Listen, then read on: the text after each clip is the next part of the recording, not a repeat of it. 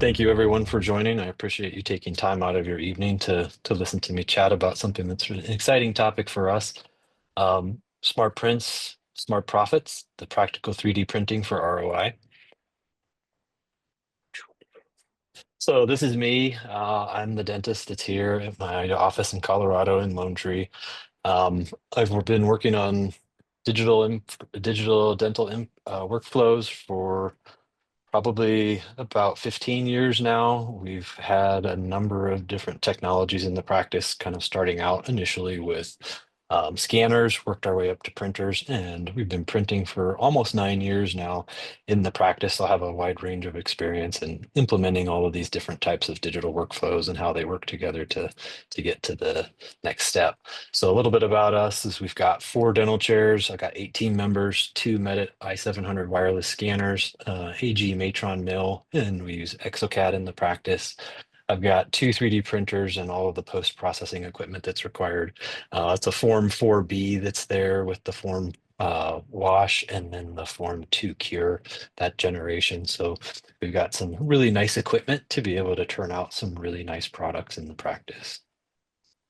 So to get into the nuts and bolts of things, we've got a pretty in-depth topic to cover in a short period of time. But essentially, when you're looking at 3D printing for ROI, I break it down into the financial savings, the time savings, and what I like to call the happiness ROI.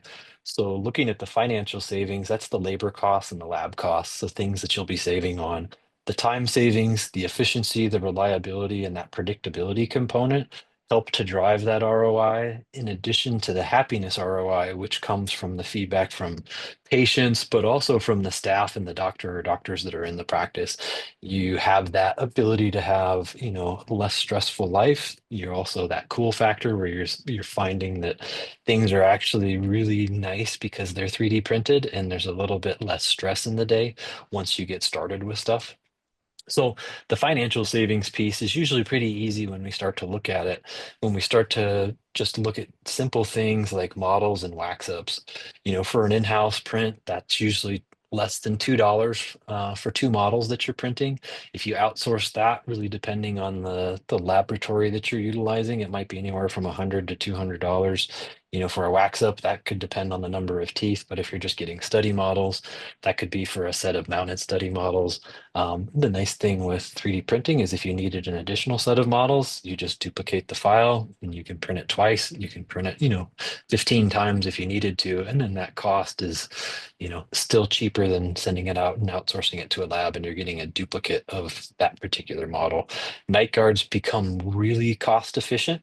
So you're looking at somewhere between $4 to $6 for a night guard, really dependent upon the number of teeth that a patient has and how thick that night guard's going to be versus if you're outsourcing that, looking at a couple pretty common laboratory costs, that's somewhere between $60 to $150, and that's a pretty conservative estimate. Some laboratories charge even more than that, and now a lot of laboratories they're 3D printing night guards anyways, and so you're able to see that their cost is pretty cheap compared to what they're charging you.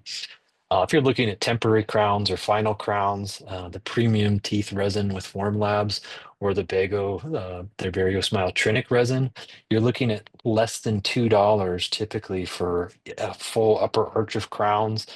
Definitely less than five. It really depends on a couple different factors with that. But if you're looking at doing it with bisacryl, it's about a 5 factor increase, $3 to $6 per tooth with that injectable material. So if you're doing a single tooth, you're spending somewhere probably around $6, depending on the type of material that you're using, taking a preliminary impression, and then also getting in there and having your staff time, if they have to remake that, you have that additional cost that goes into the temporary provisional material. So looking at the ROI on retainers and bleach trays, it becomes really cost effective as well. The resin cost is about $1.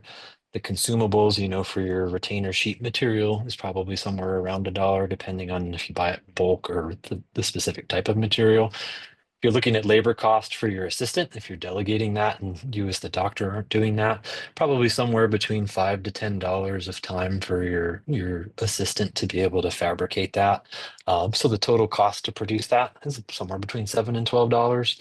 And it might take them 30 minutes or so. And now the actual cost once the model's printed, or time rather, once the model's printed in our practice, it takes them less than 10 minutes to fabricate the retainer and then deliver it. So your savings per retainer is around $86 from what we calculated versus if you outsource that to a dental lab and have them do that, or if you're looking at um, doing alginates, which hopefully not a lot of people are doing alginates for things like this. It's something that you can do. I think you could do it faster by 3D printing it, especially with the Form 4B. We're able to print a model in 8 to 10 minutes pretty predictably. Generally, if you shorten the height of the model, you can get it pretty close to 8, and it's a pretty significant time savings for patients. And then the turnaround time is same day. You're not waiting for a couple days for your laboratory to bring those things back. And so the patient's really satisfied with that. If you're looking at the ROI on wax ups, that's where you can have a pretty significant savings as well. So the resin cost, again, you're looking at about $1.15. Other consumables that you might have, another $1.15 if you're trying to do any kind of material suck down to try to show them the wax up in their mouth. Labor cost to make that, again, is pretty comparable to a retainer. It's just swapping that material. So you're looking at somewhere between $10 to $12. Again, it's about total cost of 10, 12 to $14 versus outsourcing that easy upwards of $100, especially for a four-tooth wax up. So again, you're looking at saving at least $100 on the wax up if you're able to do the wax up yourself. If you have the software capabilities, then that's even better. If you're outsourcing it to a company, say like Evident or any of the other companies that can do the design online for you, you get that design file back, you can print it, and then you can save some additional money there. So it's not just saving for the chair time, but you're also saving return time. So if you schedule it correctly, you could essentially scan the patient and then within 30 minutes or so probably have a wax up printed to be able to show the patient or send it home with them. Sometimes we'll print out the model. If it's a spouse, significant other that wants to be able to show their partner, they can take that model home and show them kind of the models of the teeth. It's a good practice builder. So the time savings, the way that we look at it in my practice is we're looking at short term versus long term. So if we're looking at short term, those are the savings that you have in the day-to-day process. So especially for emergency patients, you can optimize that so that they're not having to come back. You can actually have a temporary, if you have a patient that knocks out a tooth, you can 3D print a provisional that actually looks like a tooth using some of the softwares that are available that are pretty inexpensive, and some of them are free to be able to make a tooth, and you're not having to go in and mock it up by hand, scan it, and do all of that. If they fractured a tooth, you can quickly prep the tooth and you can 3D print a temporary restoration. You could even 3D print the permanent if that's the style of practice that you'd like to have. That's entirely up to you, but there's short-term savings like that.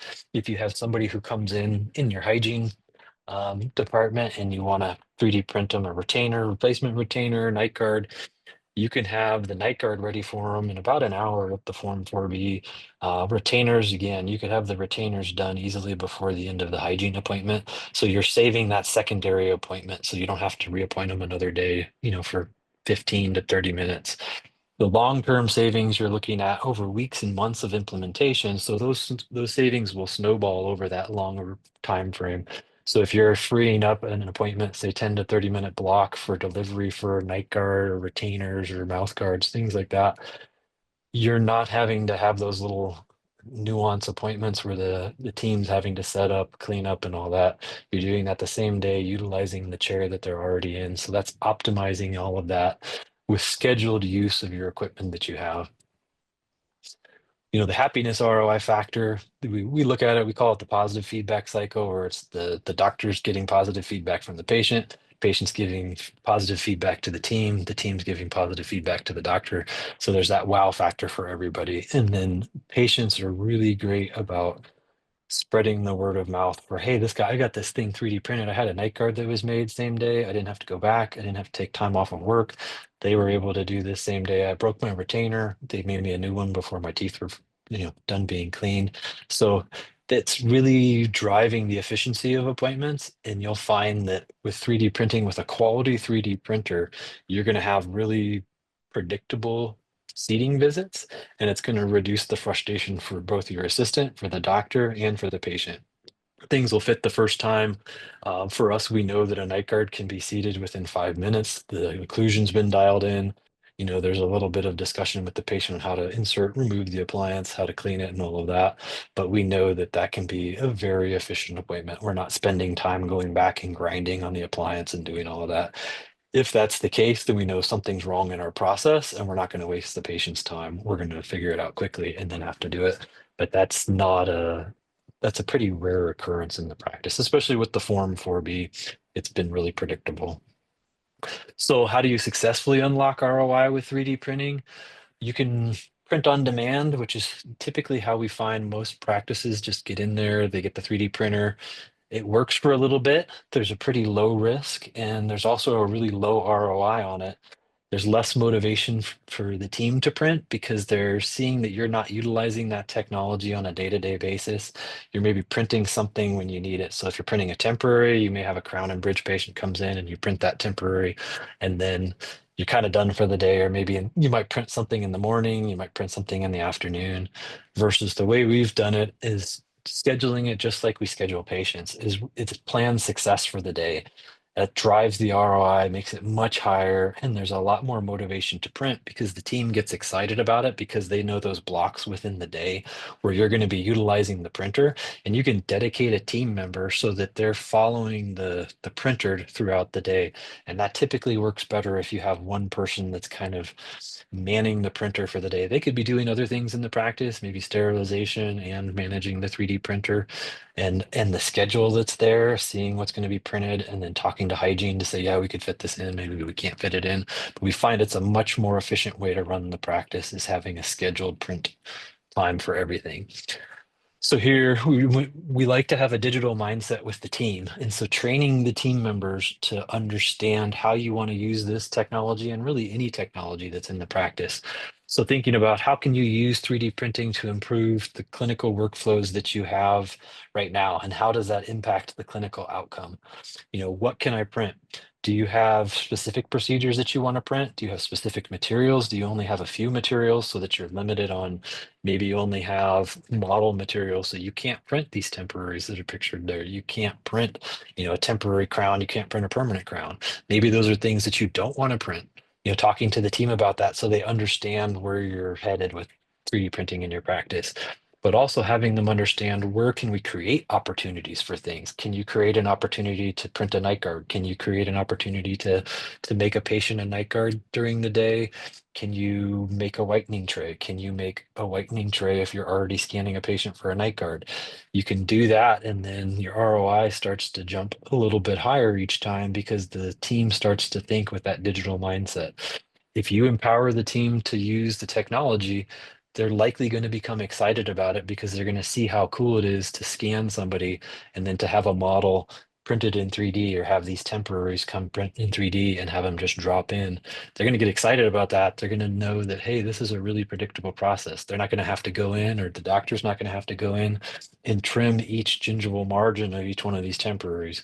If you're training them how to 3D print a provisional instead of going in and doing it the injectable way, they're not spending time trimming things. They're spending time with the newer technology so they have greater satisfaction in the job.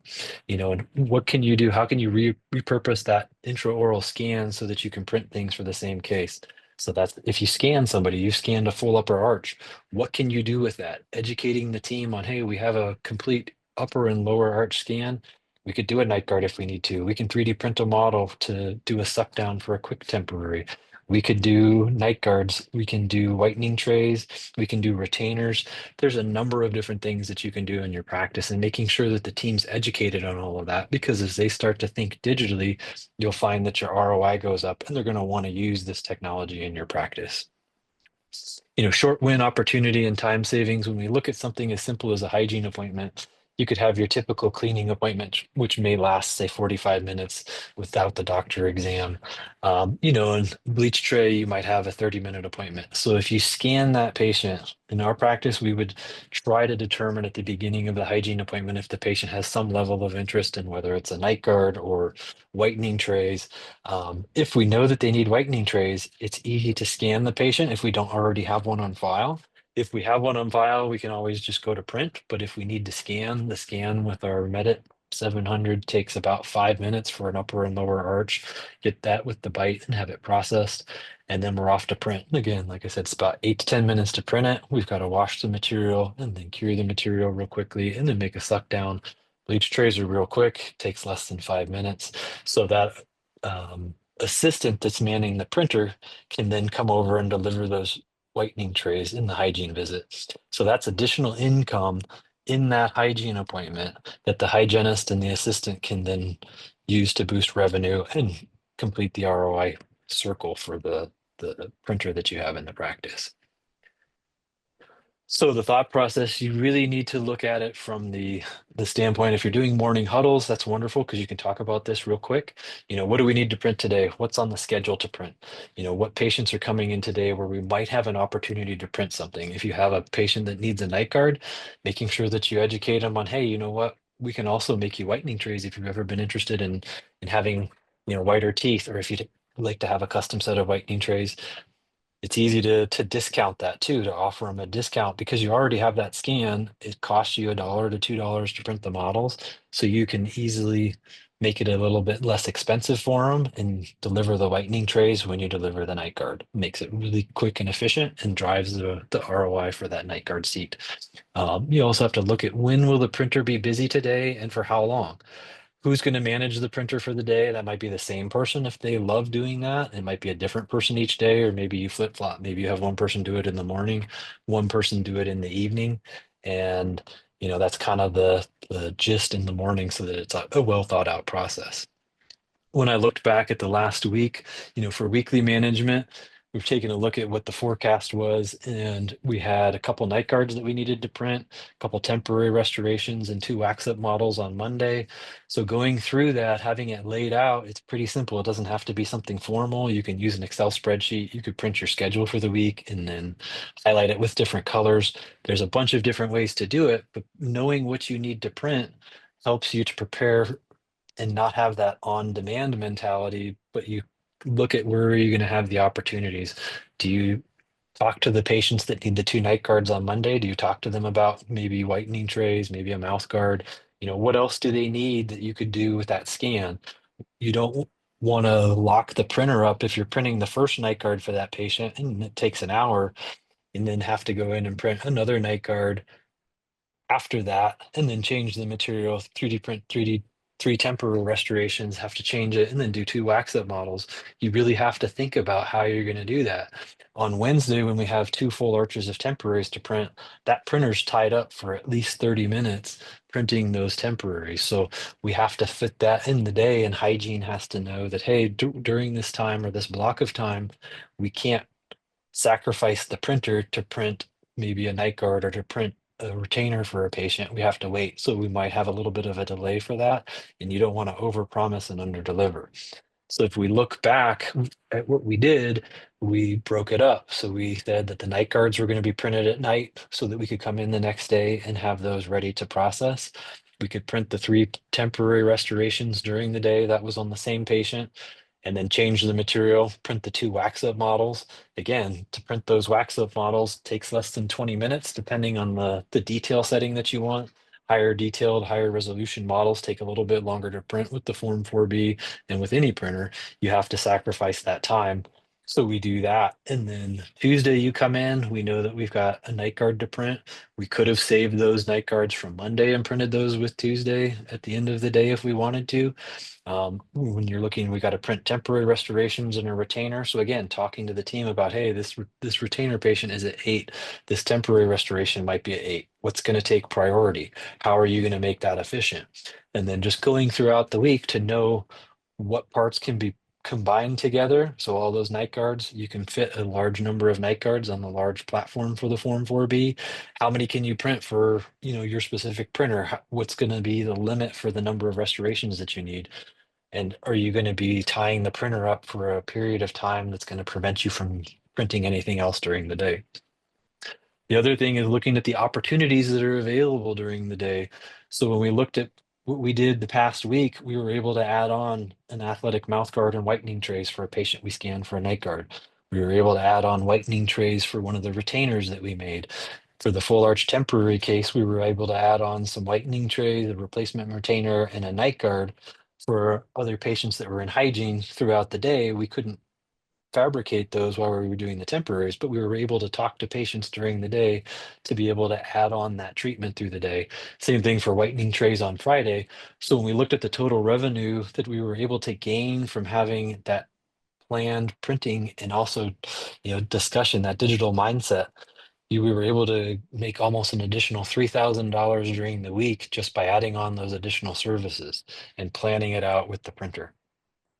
So how do the 3D printing tools tend to influence this? The 3D printing properties of your specific printer can enable optimized scheduling. So with the Form 4B, we can print multiple restorations at once. It's going to take the same amount of time with the technology that's involved there. So whether it's one single tooth or it's two full arches and some additional single units, that's going to take the same amount of time. The volume's going to be different, but because it's curing everything at the same time in the same layer, we can fit a lot more elements into one single job. Same thing with a night guard. If we're printing two night guards, it's not going to take longer than if we just printed a single night guard. And if you're looking at the reliability of printers, the Form 4B, you've got a 98.7% success rate. We have very few times when we have a print failure. And a lot of times it's due to an operator error. Maybe there's something that broke off one of the supports and it was drifting around in the tank. And so those are things that are maintenance items that you need to make sure that you've trained your team on. The other thing is how quickly can you take models off the build platform? How safe is it for the team? They've got a flexible platform that allows you to quickly pop the models off, and then resin changes are really easy because it's a cartridge-based system, and the tray is really easy to swap out, so you're not getting material everywhere. The printer stays really, really nice and clean. So to sum everything up, I think the key to successful 3D printing is getting the whole team to buy in, getting great adoption from them, and getting involved in the process and helping them to understand the digital mindset and how you feel everything should fit within the practice, and educating them on the things that you can do with just a simple scan in the practice. Looking at something like a reliable printer like the Form 4B is a critical component to the success and having a really high ROI, because if you have prints that are failing all the time, you're going to be deterred from trying to utilize the technology within your practice.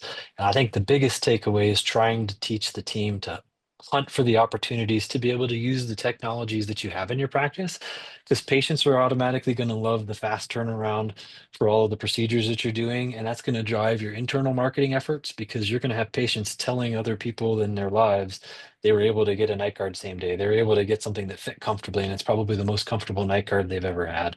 Or they broke their retainer and they were able to get something quickly. You might be able to make a flipper for somebody really fast and efficiently because you're able to quickly print a model. And we get so many referrals based on the way that we do things, because we talk about 3D printing in the practice and how much we love it and how it's changed the practice. And even for a 3D printed provisional, patients love the fit of those and how quick they are to just drop in. And it's a really easy appointment if you're prepping a full arch and then you're delivering temporaries that were 3D printed, because they just drop in and there's very little adjustment. The occlusion is really well dialed in if your process is systematic, and then you can just typically try the provisionals in, and then you're going to cementing them in with temporary cement, and there's no more trimming around all of the margins trying to go through that. You're not worried about locking a provisional in. So that digital mindset will really open up a lot of opportunities. Thank you. Thank you so much, Dr. Baer. That was fascinating. And thank you for just pointing at the rapidly changing technology and how that's the potential that it has for impacting a firm, a dental firm. And I also dropped in the chat box. Dr. Baer is interested, what experience do you have with 3D printers? So we'd love to hear from you for that, about that in the few minutes that we have. We have about 4 more minutes. What are some other frequently asked questions that you get? I think the biggest thing that we get is, the type of printer to use. Something that, you know, I frequently get asked about is the reliability of the Form 4B, if it's worth it. And it definitely is. You don't want to, buy just some cheap rinky-dink 3D printer off of Amazon. I've had colleagues that have done that and they've been disappointed. Sometimes they might get great results for the first print or two, and then they have issues long term. You definitely want to make sure that the materials that you're utilizing are FDA approved and that you're going through the recommended manufacturer's processing for once they've been printed. You need to make sure that you're washing and curing those correctly because you don't want that uncured resin going in the body. And, accuracy is key. When you're looking at the accuracy of your printer, how well do those margins fit? If you're 3D printing a temporary and that temporary doesn't go to place, yeah, you've wasted maybe 30 minutes in print time, whatever it takes for you to print it. You've wasted the patient time and you're going to have to do it again. So yeah, there are times when maybe an injectable is faster, but the quality of the restoration and the satisfaction that the team gets from being able to utilize that technology, I think it outweighs the old technology and old way of doing things. And patients will love it too, because like I said, there's a lot less post-op sensitivity. The final contours of the crown are going to reproduce a lot of what the final restoration is going to be. Um, then the other thing that we get commonly is the time and maintenance on the printer, and it's just learning what each material takes. You have to make a little cheat sheet for how long does it take to print a night guard. Do your first couple night guards and then kind of average out the time. Same thing for temporary, same thing for models. And that way you can really dial in the process for your printer and your practice. It is really revolutionary. Well, I'm going to go ahead also and share Dr. Baer's email and Instagram. He'd love to hear from you in case you have any follow-up questions or in case, just to stay connected.